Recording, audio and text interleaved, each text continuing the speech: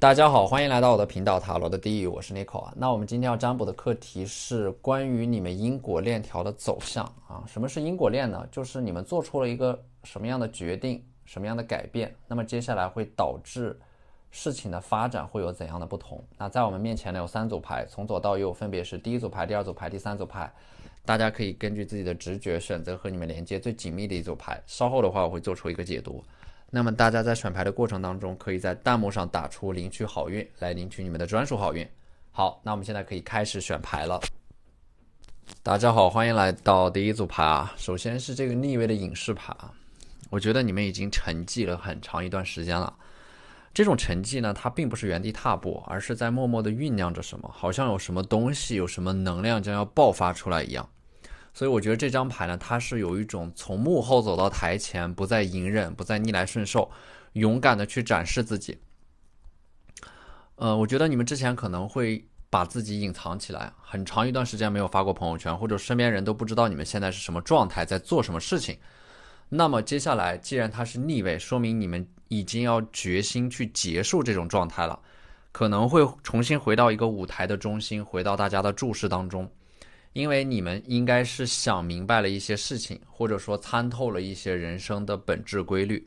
所以说这张逆位牌它是有一种先出世再入世的过程，在入世当中出世，在出世当中入世，最后实现一种大隐隐于市的状态。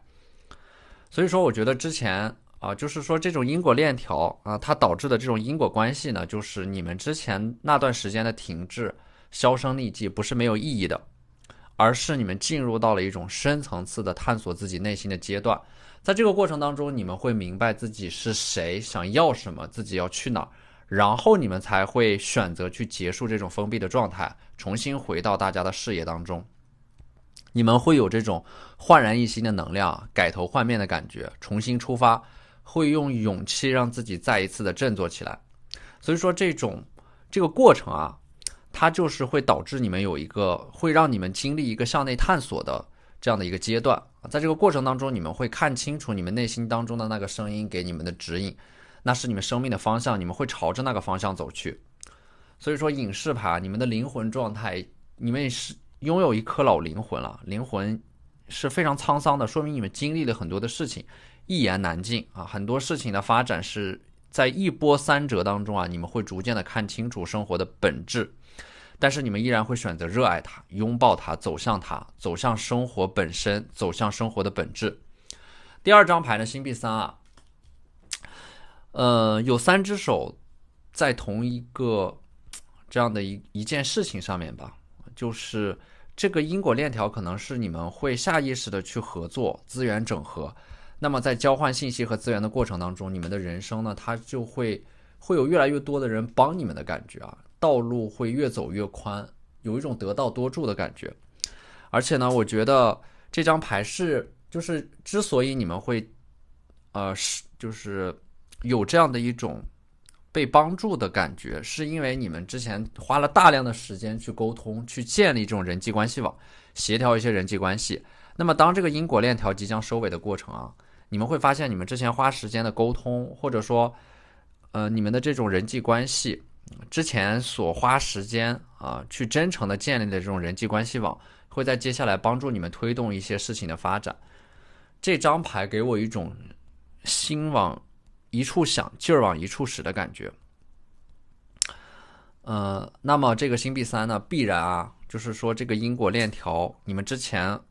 所种下的因会得到接下来的果，就是会有很多人帮助你们去解决一个很关键的问题。这都是你们之前广结善缘的一个结果。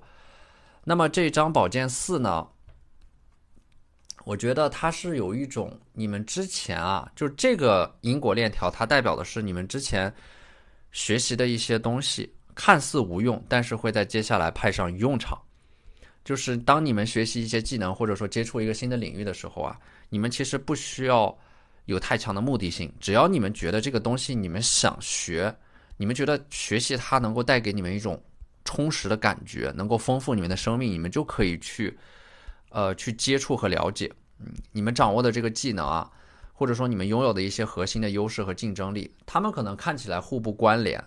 但是在接下来他们就是彼此之间可能会因为一些事情产生联系，然后这些互不关联的技能能够组合起来派上大的用场。就是其实我觉得这组牌它隐约的是告诉你们，你们走的每一步路它都不是必须要有意义的，或者说这种意义不是在当下能够显现出来的，未来你们会把过去走过的每一步路有这样的一条线索把它们串联起来。而且呢，这4把宝剑它也是一种思维思考力的体现，思维的结晶，会花大量的时间去思考，看清楚一件事情的本质是什么。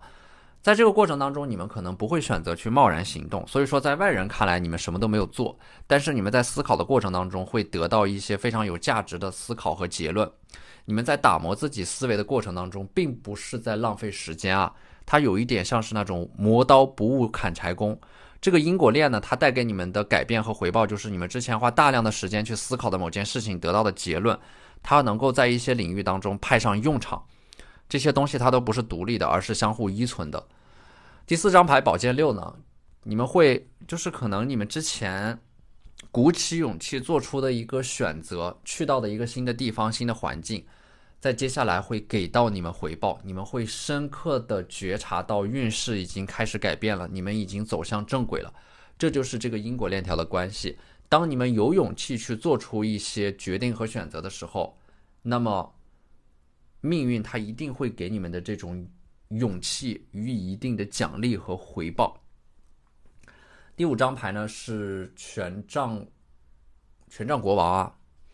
我觉得接下来的话，这个因果链条对应的是可能会有一些人他在接下来会给到你们一些怎么说呢，他可能会有一些观点会影响到你们的决定，但是呢他们的这种建议你们权衡再三之后没有采纳，反而是坚定了自己的想法。你们通过执行自己的想法和意志做出了一些行动，最后的事实会证明你们是对的。所以说权杖国王它是有一种很强的能量很强势的能量，就是你们会明确自己工作和学习的节奏更加坚定自己的想法，在这个过程当中用自己的节奏去主导自己的行动，而非依从他人。这张逆位的权杖9我觉得很多事情它这张牌显示的这种因果链条是你们之前拖了很多事情没有做，但是现在它就像它不断的堆积它就会变成一个非常庞大的就是没有办法解决的怪物。所以说它是有一点排山倒海的压力，或者说事情有一点快把你们压垮的感觉。这张逆位的权杖9就是当你们下定决心把之前欠下的债一点点还完的过程里边，这个你们会成长很多。所以说我觉得这张牌它的这种因果链想要告诉你们的就是你们今天做了什么事情就会导致你们明天会做什么事情，它是有一种蝴蝶效应的，不要把事情堆起来，今日事今日毕。而且呢有些事情它是没有办法逃避的，你们必须亲手把它做完。而且呢第7张牌是这个宝剑10的话，我觉得它代表的是你们之前和一个男性长辈的对话，这个对话可能当时有一些你们听不懂的东西或者说指引，但是呢当你们无意当中回想起来的时候，你们会好像有一点明白了他想要告诉你们的是什么样的事情，或者说这个长者他预言的一些东西可能正在应验。这个因果链条它不会在当下收尾，还会继续持续下去，就是这个人说的一些话你们会重视起来，然后会帮助你们接下来避免踩坑，少走一些弯路。我觉得这张牌它就是在提醒你们你们和任何人说产生的每一次对话，它必然是有其意义和价值所在的，尽管有一些东西你们暂时不能理解，也先不要去否定它。有一些东西有一些指引，必须随着时间和你们自身的成长才能够渐渐的明白。这张圣杯7呢还有一种因果链呢，是之前的你们可能有一点沉浸在自己的幻想世界里边，然后就会导致你们的能量没有落地，没有执行，没有实现。你们可能会看到你们身边的一些人，他们也许在一些问题上面想的没有你们深刻，但是他们就是执行力很强，很勤奋，不断的在行动。之前你们可能还是在一个领先的位置上，但是你们会发现这些人可能会后来居上那么这种因果链呢，就是如果你们之前过度的沉浸在自己的幻想里边，没有行动和实践，没有检验自己的想法的话，反而会在一些事情的发展上不及预期。所以说不要观望啊，要行动起来。在这个过程当中，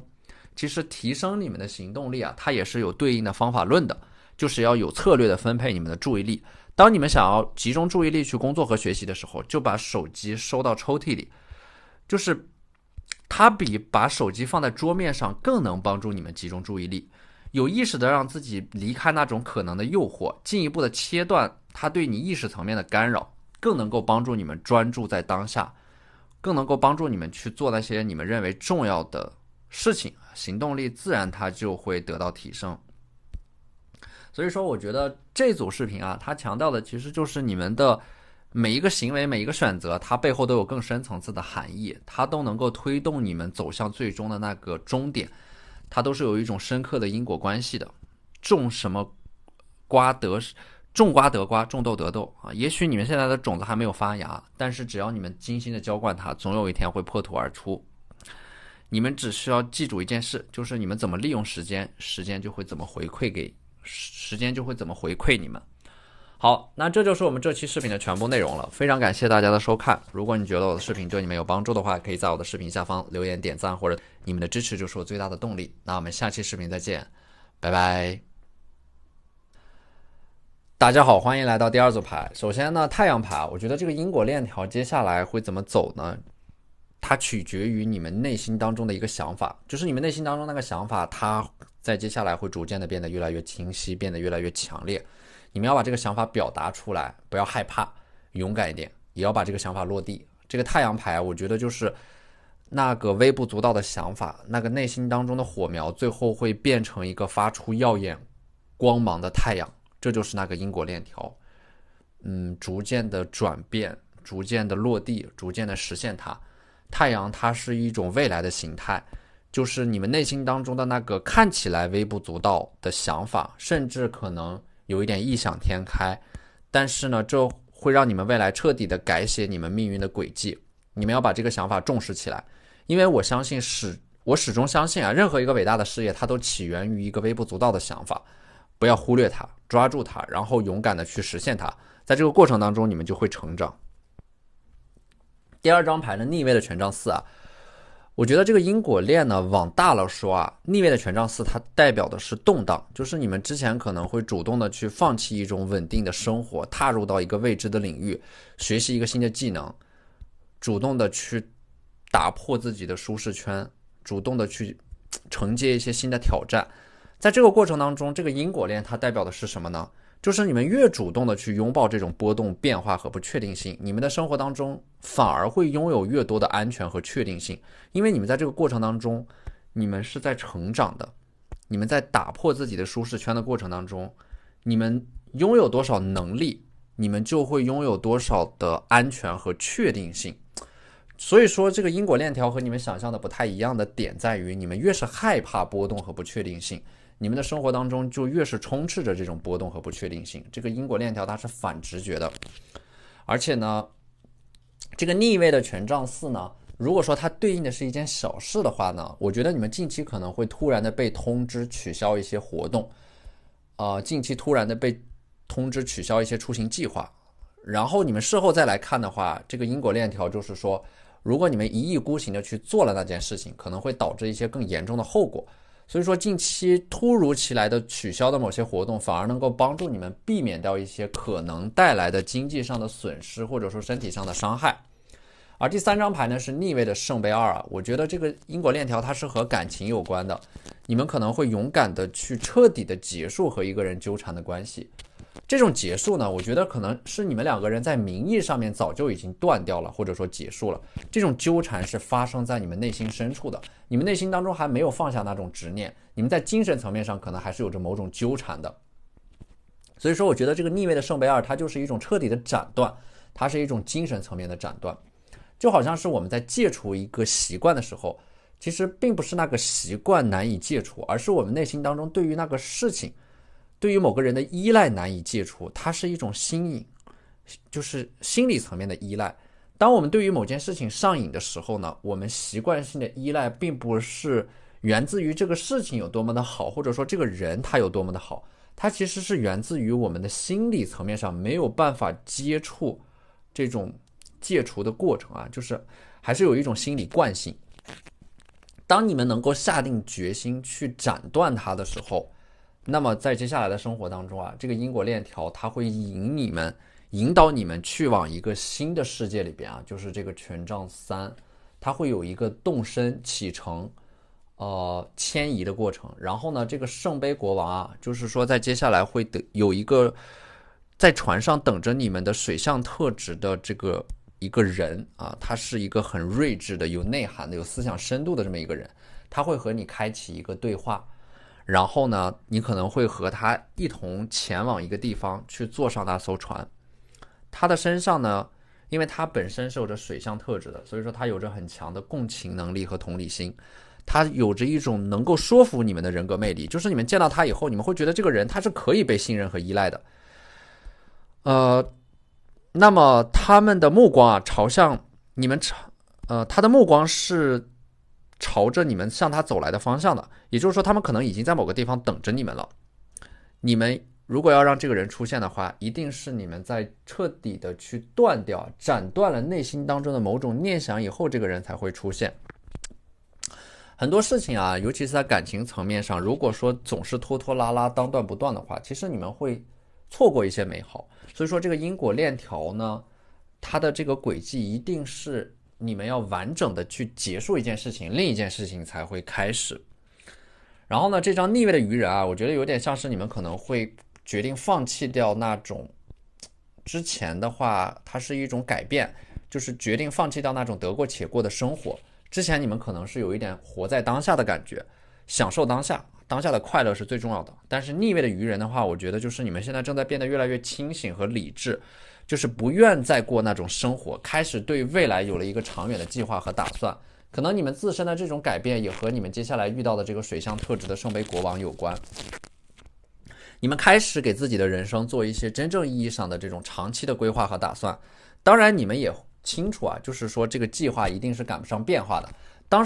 当你们开始做一个为期3到5年的人生规划的时候，其实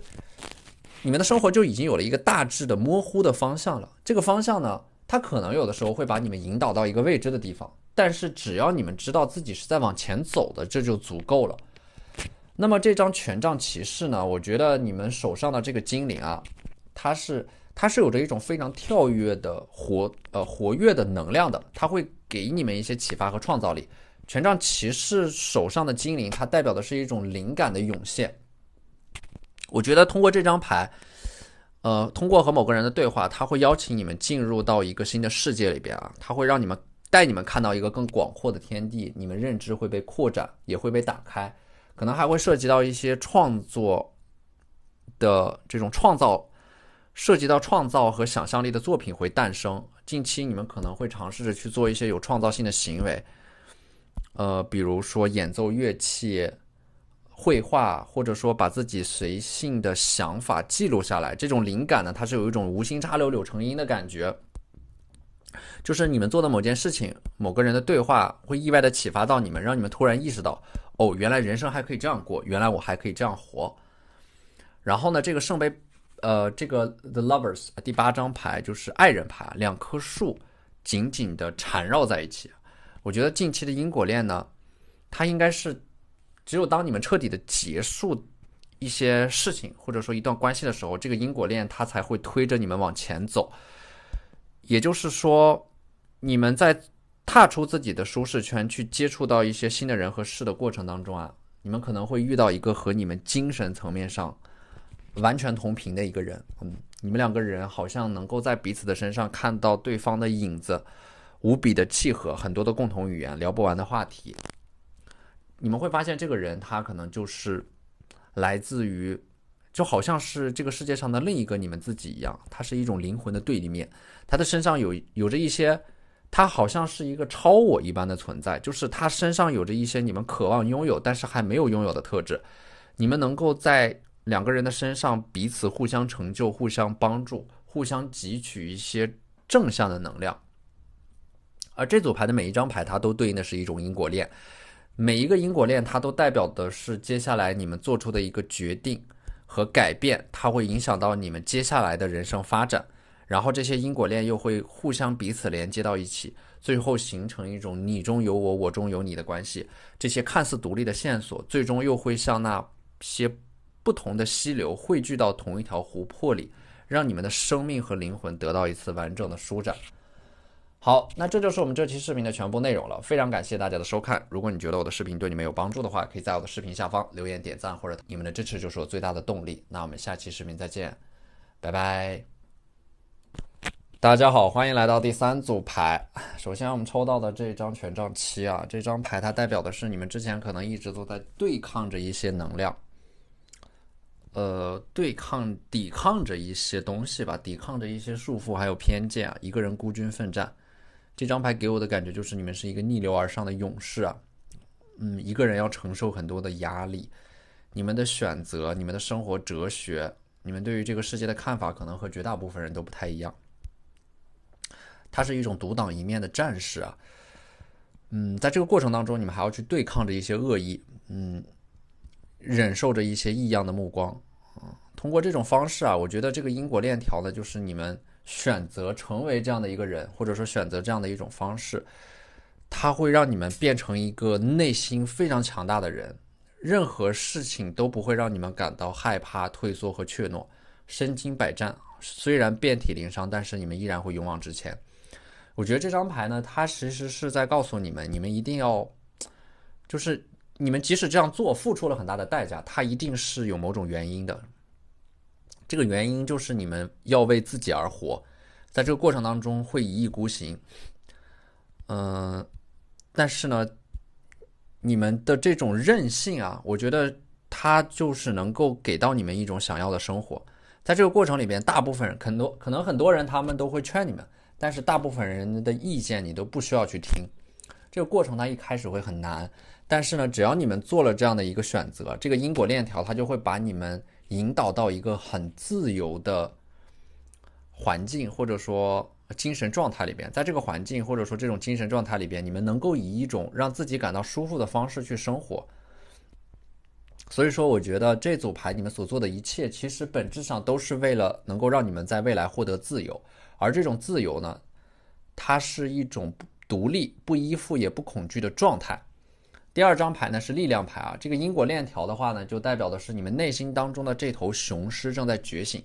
它会让你们有能力去选择过一种自己想要过的人生，想要过的生活。有的时候你们可能自己也没有察觉到，在你们经历了一些事情或者说某个人以后，你们整个人就像换了一种性格，悄悄告别了从前的自己。而且我觉得当你们内心当中的这头熊在觉醒的时候，你们可能会开始质疑自己身边的一切，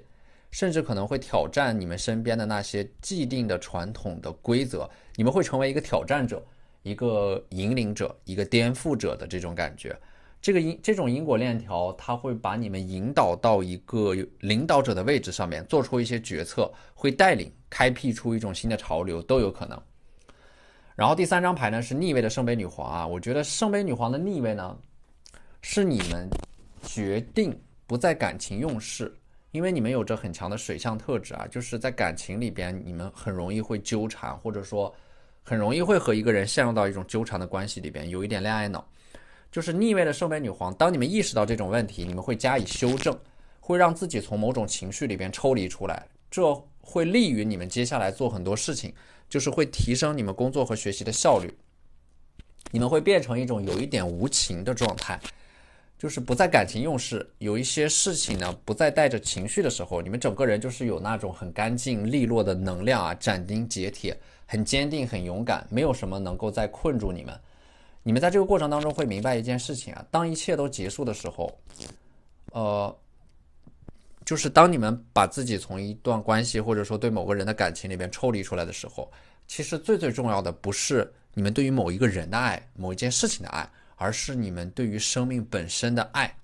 让你们能够接着走下去。所以说我觉得这种因果链条啊，你们做出的这个行为所导致的结果来看的话，你们会再一次的全然的接纳你们自己，爱你们自己，拥抱你们自己，而不是为了另一个人而活。而第4张牌呢是这个 the hand one 啊，吊人啊，它其实是一种在经历了一些人和事之后啊，你们能够以一种不同的视角去看待这个世界。因为这个吊人牌它是整个世界是倒过来的，就是当你们能够以不同的视角去看待一些事情之后，你们就会豁然开朗。可能说你们之前有一些事情是钻到牛角尖里边的，这样的话就会导致有一些错误不断的重复的发生。吊人牌你们看到的这个世界是倒过来的，就是当你们能够以一种思维和视角去看待过去发生的一些不利的事情的时候啊，这个过程你们会发现隐藏着一些对你们有利的条件，你们可以利用起来。所以说这个因果链条的这样的一个运作的方式，就是当你们能够改变对于一件事情的看法以后，你们会发现所有围绕在你们身边的事情都能够帮助你们的成长，都能够滋养到你们的成长。然后我们抽到的这张星币10的话，我觉得你们可能在近期会接受一个人的帮助。你们之前可能是一种自尊心很强的状态，不肯接受任何的帮助，一个人在孤军奋战。但是这个星币10，当你们开始接纳一个人对你们的帮助，当你们开始真正接纳了某个人，原谅了某个人之后，你们才能够获得那种内心的宁静。所以说我觉得这个因果链条它也是你们会通往一个更加自我接纳的状态里边。首先是你们先接纳了自己，你们才能够接纳一些人走入到你们的生活里边，接纳一些人给你们提供的帮助，这样你们才能够更快的走出那个困境。你们会重新打开自己的心啊，去允许一些事情发生，允许一些人走入到你们的生活里边，不再抵触和抗拒，不再把自己变成一座孤岛。这个因果链的走向呢，是你们会重新和这个世界建立连接，而不是把自己隐藏起来或者说隔绝起来啊。我觉得这是你们所深刻的领悟到的一个规律吧，就是凡是你们抗拒的都会持续存在，但是凡是你们接纳并深刻体验的都会成为喜悦。而这张星币女皇呢，我觉得这张牌它就是很典型的一张种瓜得瓜，种豆得豆。这种因果链条它就是那种我们所认为的我们付出的努力沉淀下来的时间去打磨的自己，会让你们在接下来收获回报。它是一份礼物，对应的是一个结果，拿到一个好的成绩，或者说得到一个你们梦寐以求的工作机会，或者说考试上岸。星币它可以代表的是你们专注在什么事情上面，那么那件事情就会给到你们相同的回馈。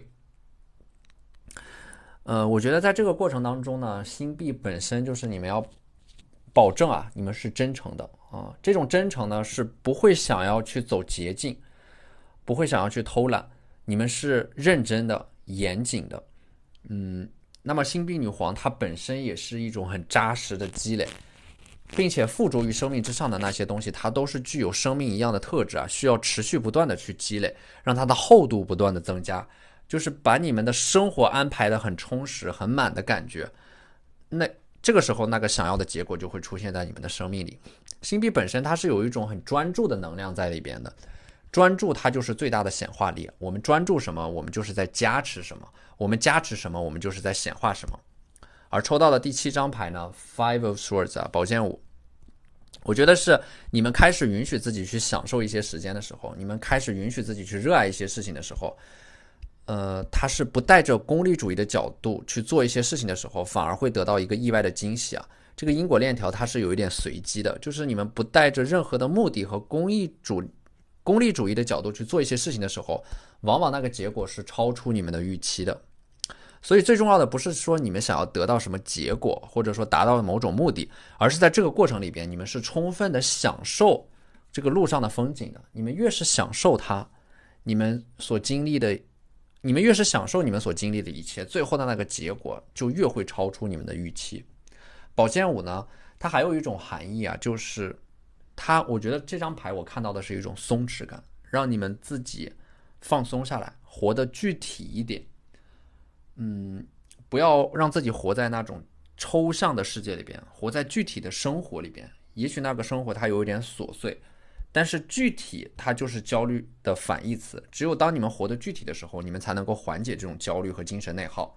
让你们自己踩在具体的路径上一步步往前走，去深刻的体验你们每天做的每一件事情、说的每一句话、吃的每一口饭、喝的每一口水，它都会让你们持续的感受到这种存在本身带来的美好。好，那这就是我们这期视频的全部内容了，非常感谢大家的收看。如果你觉得我的视频对你们有帮助的话，可以在我的视频下方留言点赞，或者你们的支持就是我最大的动力。那我们下期视频再见，拜拜。